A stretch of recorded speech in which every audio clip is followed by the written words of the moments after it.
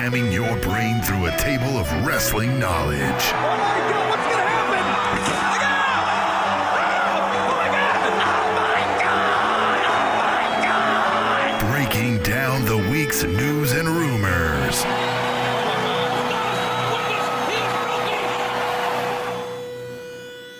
The Spanish Announce Table.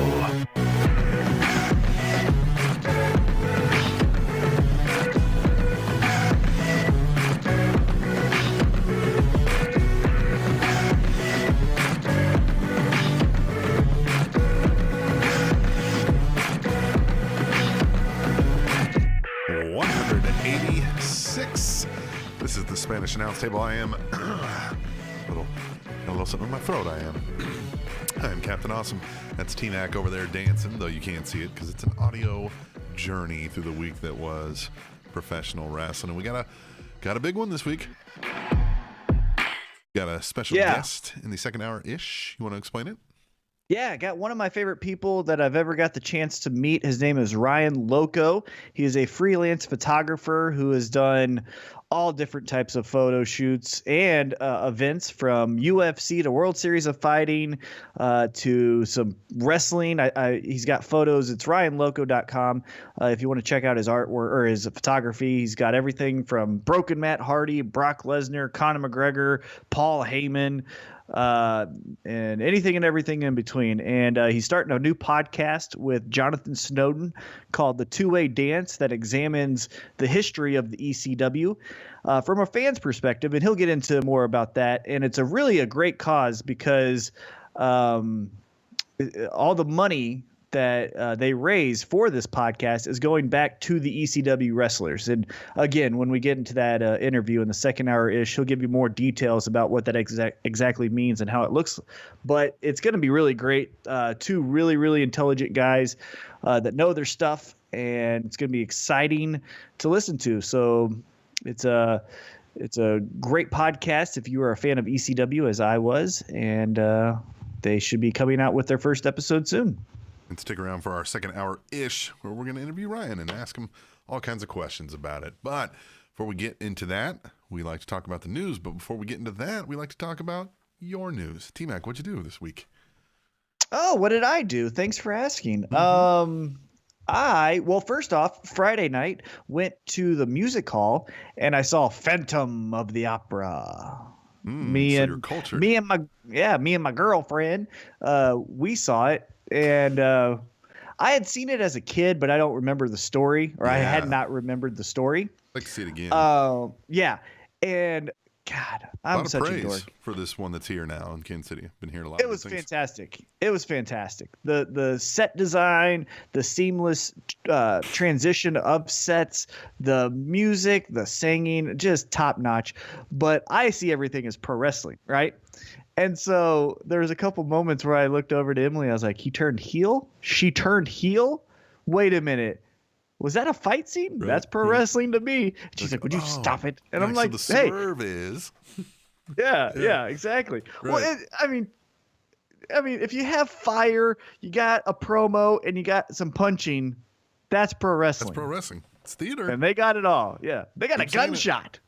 Yeah. You know? Yeah. That's a Brian Pillman thing. Stone Cold Steve Austin. All right. But it was great. So did that on Friday night. Went up to Omaha, Nebraska this weekend to visit her brother and his family.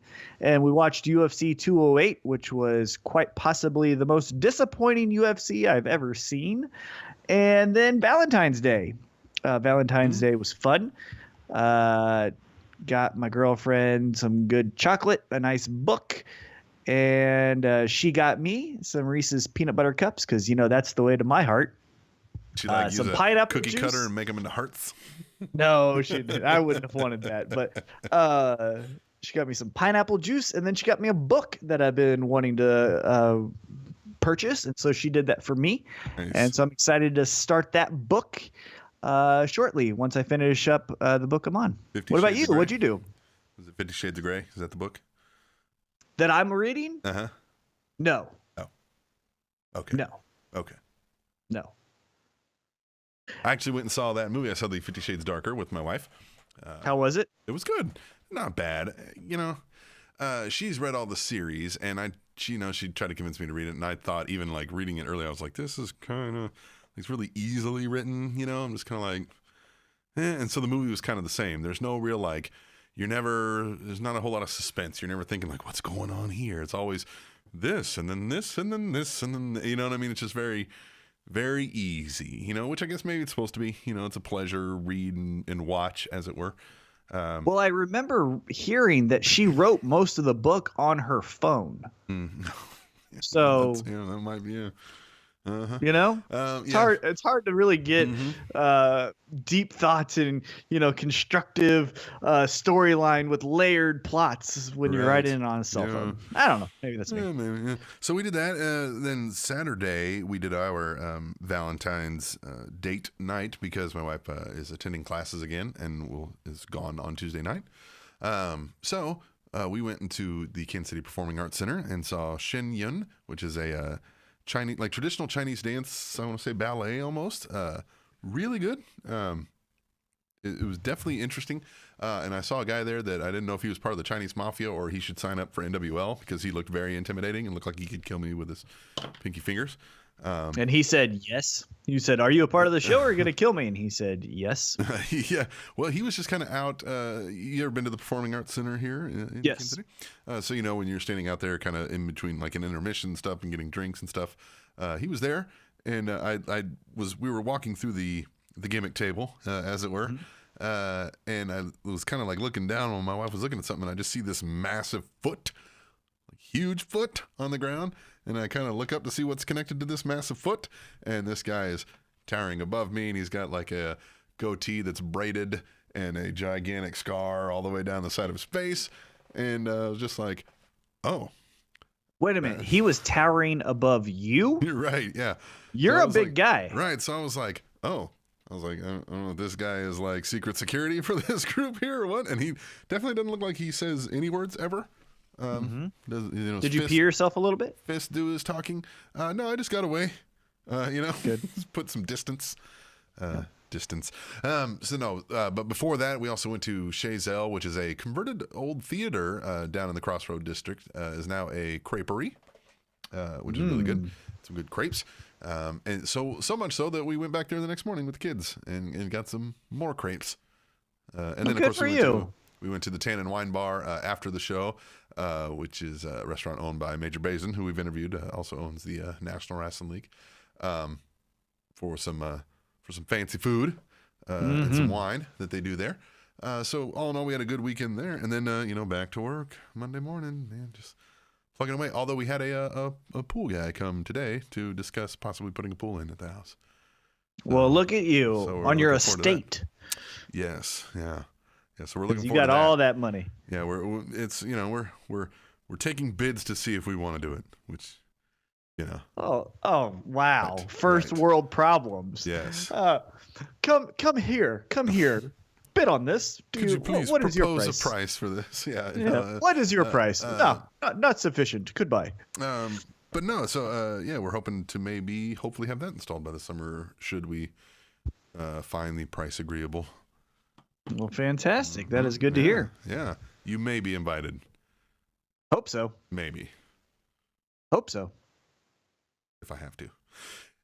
Beyond that, not much else, man. You ready to get into the news of the week of pro wrestling? Yeah, let's do it. Do it. You want to go first? Yes. All right.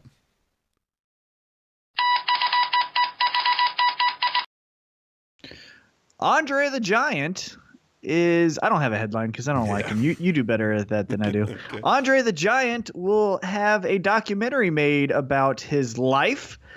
It was announced on Monday from HBO that they have commissioned a film on the legendary pro wrestler, which will be co-produced by HBO Sports, which doesn't make sense to me, but whatever. We'll keep moving. WWE and the Bill Simmons Media Group. It's a partnership between HBO and WWE on the project, and the doc also represents the first HBO project for Simmons since his show got canceled Any Given Wednesday. Yep. So Bill Simmons knows his stuff. He's a basketball encyclopedia, but he is a big pro wrestling fan.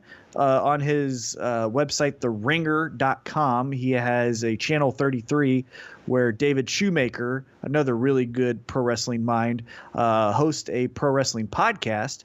And Bill Simmons has been on Monday Night Raw a few different times, so he respects what's going on.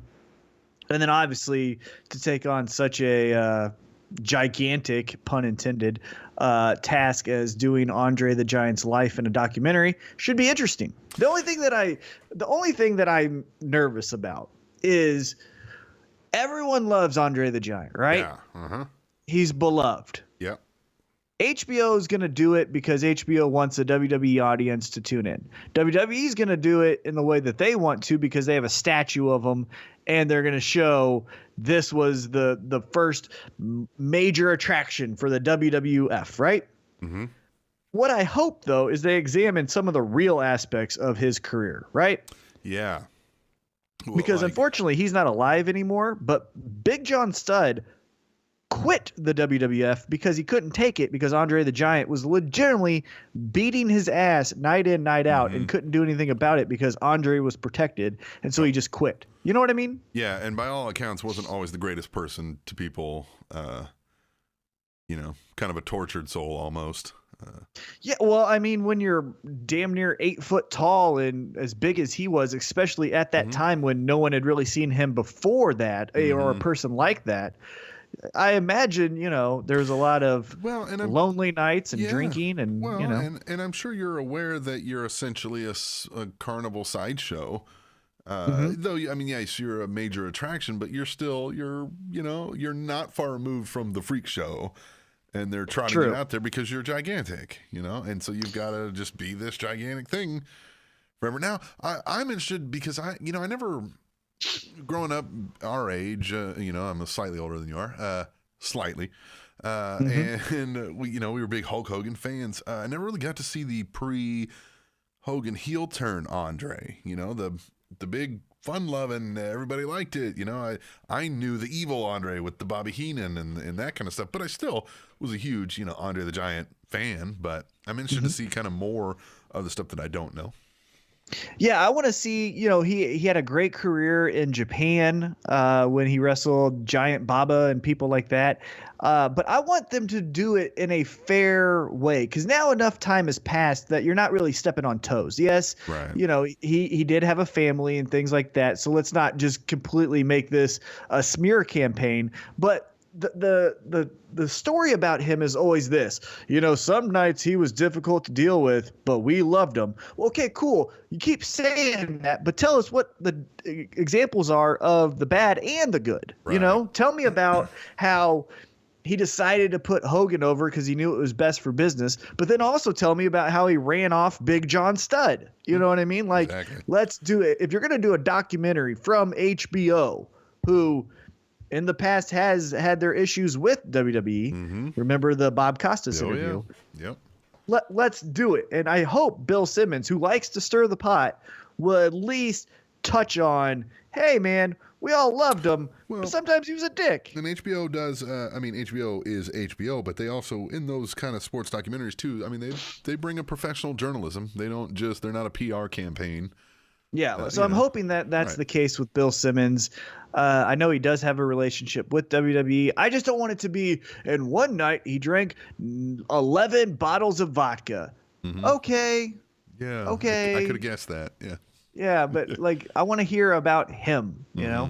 So we'll see. There's no release date for the film at this time, so more details will come. But it has been announced that HBO, WWE, and Bill Simmons Media will be doing a documentary about Andre the Giant.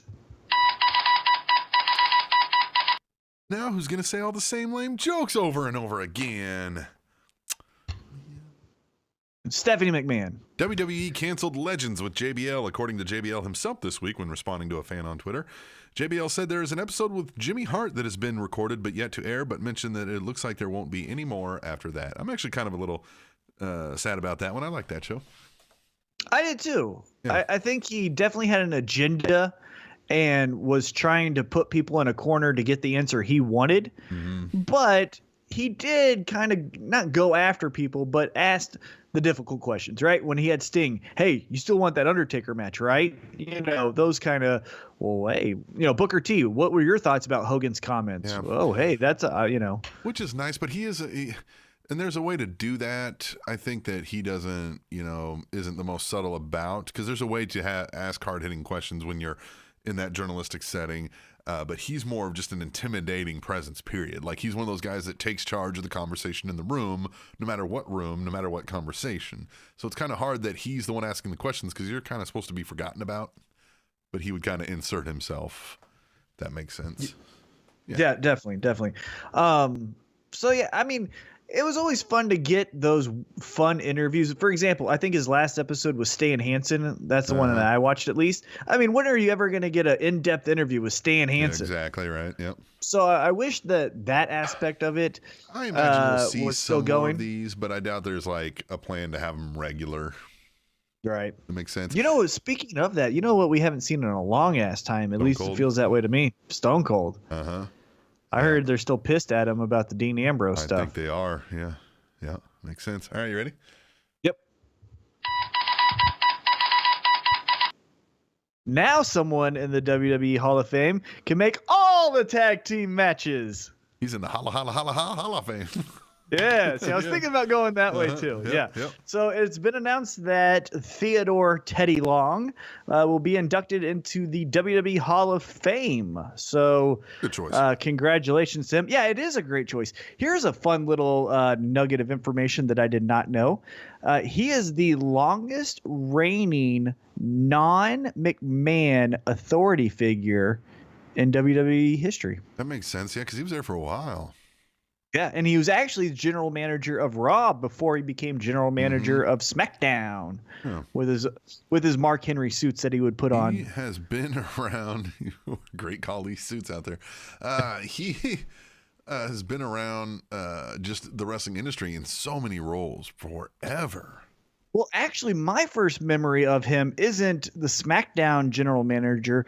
It was because I was such a 1990s tag team WCW mark. Yeah. Was him managing Doom. I remember him as a referee. Yeah, well, I can remember like, oh, that was a ref, but I didn't know, obviously. But I'm saying, man, when Doom and the Steiner brothers, which everyone who's listened to this podcast long enough will know that's my favorite tag team of all time. But when Doom and the Steiner brothers wrestled, holy shit. Those were four jacked to the gills, bad motherfuckers that were going to street fight and make it look like a pro wrestling match. And Teddy Long was out there just stirring that shit. Oh, he was great. Yeah, he was great. Yeah, and so that's where I remember him from, was actually the manager of Doom. Yeah, I remember that and too. Then transitioning. He was a manager of a couple guys and females in WWE before the general manager. I think I remember him. He was a manager for Jazz. I was trying to remember that. Yeah, was it Jazz? Yeah, because they didn't bring him over just to be an authority figure. He came over as a. And he did one thing where it was like a Black Power thing, where he like him and a guy with the last name Mac. Oh, I can't remember his first name. Yeah, but he was a light-skinned black guy that was just ripped like Ron Simmons. And I remember Teddy Long was like, we're only beating up the white boys. And I was like, God damn, what are we talking about now? Yeah, that didn't last long. Yeah, of course not. But I remember that. I remember him being the manager for Jazz. And then obviously when he would wear his oversized suits and being the general manager of SmackDown. And it's a tag team match. God, that was great. Team forever. That's how we're gonna say tag team match. Yeah, that's how you have to say it now. Yeah, he's branded that. Yeah. Hopefully, a tag team inducts him into the Hall of Fame. I think that'd be funny. He's like, and thank you to that tag team. Yeah, I wonder who you think it's gonna be, like a Ron Simmons probably that does it, or I would think it's Ron Simmons. I think Butch Reed is kind of blackballed, and I don't think he's really welcomed. But yeah, I could see a Ron Simmons or Mark Henry. Mark Henry, yeah. Yeah. Which I think he was a manager of. Mm-hmm. Brock Smash no more. What about old Brock Lesnar? Brock Lesnar retired from MMA action this week, according to a UFC spokesperson who says the company was notified by Lesnar himself. And MMAfighting.com also reports that Lesnar has removed himself from the U.S. anti-doping agency pool and is no longer on the UFC roster. Brock Lesnar, however, has made no official statement to the media regarding any retirement. Well, yeah, because this is what this is all about. Hey, USADA, don't come knocking on my door right now. I got to get juiced for WrestleMania. I got a huge match with Goldberg, so I don't need you testing me right now. So go piss off. And then after I'm done with WrestleMania, hey, I think I'll put myself back into the 6-month fun testing cycle. And then I'm back in time to fucking beat up another heavyweight in the top 10, which is totally mind-blowing. Yeah. Yeah, it's just a way It's to all a like game. he's not retired. Yeah. It's just a way to get the USADA people away from him so he can go back on the WWE diet and look amazing for WrestleMania. Yep. Come on. That's how you play the game. It's all about the game. It's all and how about you the play it. game and how you play it. All right. Well, let's get out of here. Let's take a break and do some Tweet the Table, yeah? Yes, that's going to be fun. I think it is going to be fun. We had a lot this week to talk about. So stick with us. Also stick through because after Tweet the Table, we've got an amazing interview with Ryan Loco of the Two-Way Dance podcast. If you don't know what that is, another reason why you got to stick around and find out. All of that and more when we come back to the Spanish Announce Table, which is on SpanishAnnounceTable.net. And Faking a smile can actually improve your mood and make you happy. TrendingTopicsNetwork.com. Pain and destruction is on me.